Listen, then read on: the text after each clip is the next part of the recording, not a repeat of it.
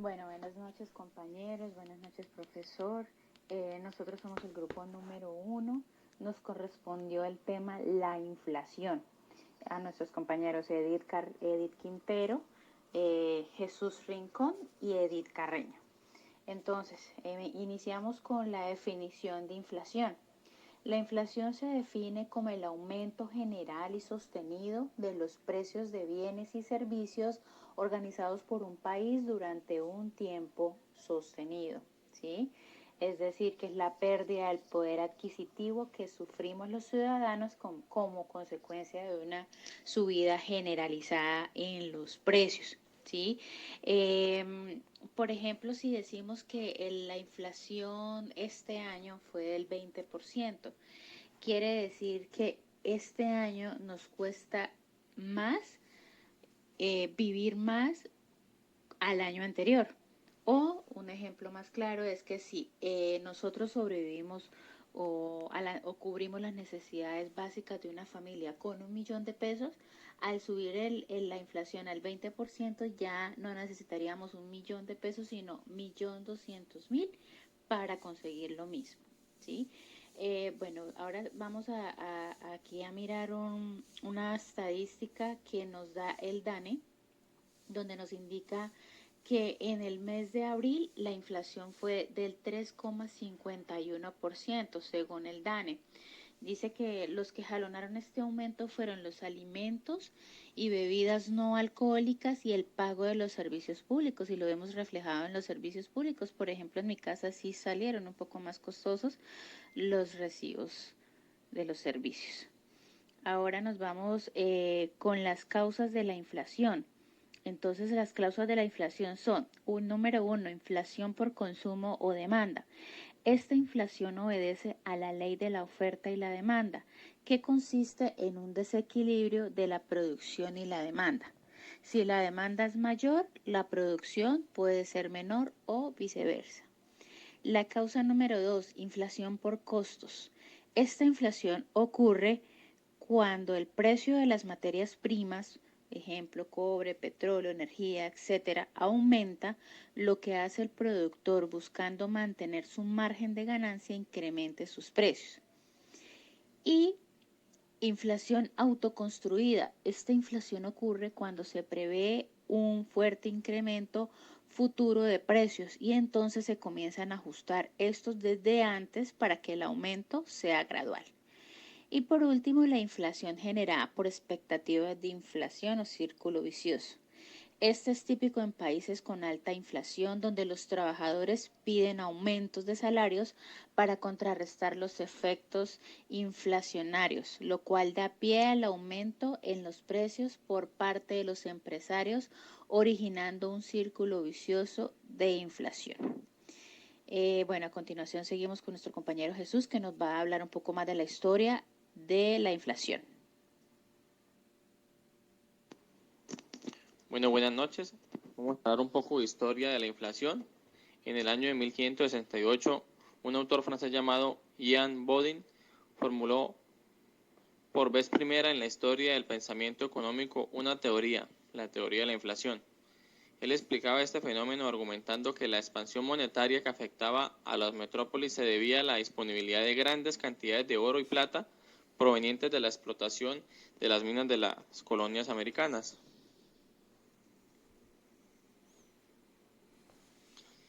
La inflación en Colombia. En el 2017 la inflación llegó a 4,09%, por debajo del 5,75% registrado en el 2016. Según el organismo, en el 2017 el grupo de alimentos presentó la menor variación anual en los precios con 1,92%, seguido por vestuario con 1,98% y vivienda con 4,49%. La historia de la inflación en Colombia. En Colombia este tema es de igual de importante que en cualquier otro país, y nuestra economía también ha vivido los efectos de la inflación en sus distintos niveles. Para entender mejor el desempeño de la inflación en nuestro país, esta se puede dividir en tres periodos. en 1955-1970 que se caracterizó por las devaluaciones que generaron picos notorios en los niveles de precios. De 1970 a 1990, tiempo durante el cual se presenta una tendencia general al alza en medio de variaciones causadas principalmente por los alimentos y el petróleo. En 1991 hasta el 2004 se nota una caída gradual pero marcada del nivel de precios como consecuencia de varios acontecimientos como la independencia otorgada por la Constitución de 1991 al Banco de la República, a la eliminación de la banda cambiaria y la crisis económica de 1999. Esta visión se explica básicamente en que en cada uno de estos periodos el comportamiento de la inflación es muy marcado con alzas y caídas notorias, consecuencia de las causas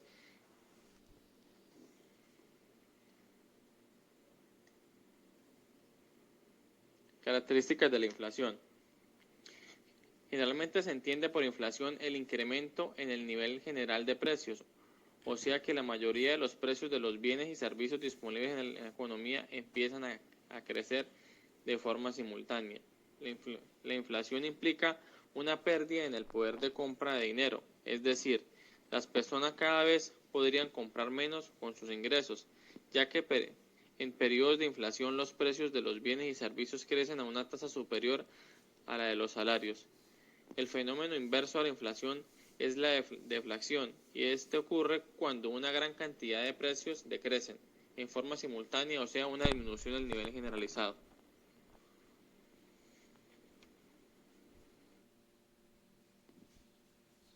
Mi nombre es Edith Quintero y el tema que voy a hablar en este momento es cómo se mide la inflación. La inflación se suele medir con el IPC, Índice de Precio de Consumo. Ahora bien, hay que tener en cuenta que si bien está generalmente aceptado como el indicador que determina la variación de la inflación, técnicamente lo ha representado con exactitud. Aquí veremos el IPC. Según lo establecido del Instituto Nacional de Estadísticas, el índice de precio de consumo es una de las medidas estadísticas de la evolución de los precios de los bienes y servicios que consume la población residente en viviendas familiares de Colombia. El conjunto de bienes y servicios que conforma la cesta de la compra se obtiene básicamente del consumo de las familias y la importación de cada uno de ellos. El cálculo del IPC está determinado por dicho consumo. La definición es clara, se forma una cesta de la compra en la que se indica los bienes y servicios de las familiares colombianas adquiridos en un periodo de tiempo determinado. Ponderado la cantidad de cada una de las funciones de los hábitos de consumo generalizados. El resultado de compra del precio total de la cesta en dos momentos diferentes es la variación del IPC. Como podemos decir, el IPC, es decir, normalmente es lo que se utiliza para medir la inflación, pero también hemos dicho que en realidad lo que se mide ambos parámetros son las cosas distintas. Aquí podemos ver un ejemplo del IPC a continuación. Este año es el 2%, quiere decir que el precio total de esa cesta ha subido el 2% y se produce una subida del IPC del 2% que entiende que la vida se encareció al 2%. Aquí vamos a hablar también de los tipos de inflación.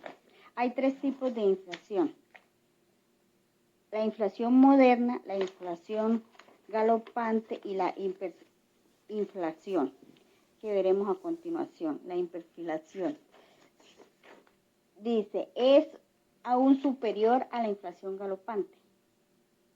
Así se trata, ya que más de varios miles por cientos anuales, en el escenario que aún enorma la crisis económica y se suele decir en situaciones de guerra o de grandes conflictos. La inflación galopante alcanza 2 o incluso 3 dígitos, el 30%, el 50% y el 110%, y una pérdida tan grande del poder adquisitivo hace que la situación sea muy volátil, porque el dinero pierde valor muy rápidamente.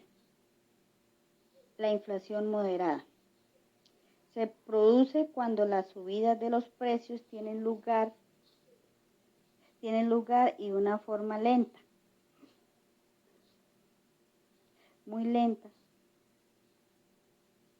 Bueno, le agradecemos por la atención y espero que no haya ningún inconveniente. La inflación es uno de esos temas de los que todo el mundo habla, pero que casi nadie entiende. Por ejemplo, las amas de casa se quejan de la inflación cuando van al supermercado y se dan cuenta que la plata no les alcanza para comprar todo lo que necesitan. Los trabajadores también piensan en la inflación cuando cada año van donde su jefe a negociar un nuevo salario.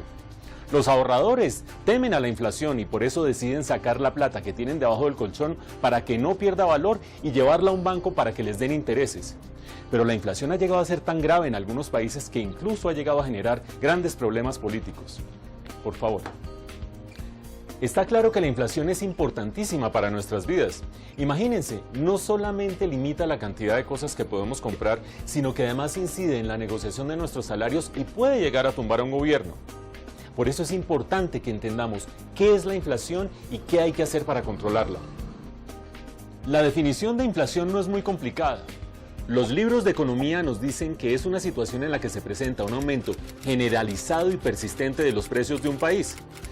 Pero esta definición por sí sola no es muy útil si no sabemos primero qué son los precios, de qué dependen y por qué pueden aumentar de manera persistente y generalizada.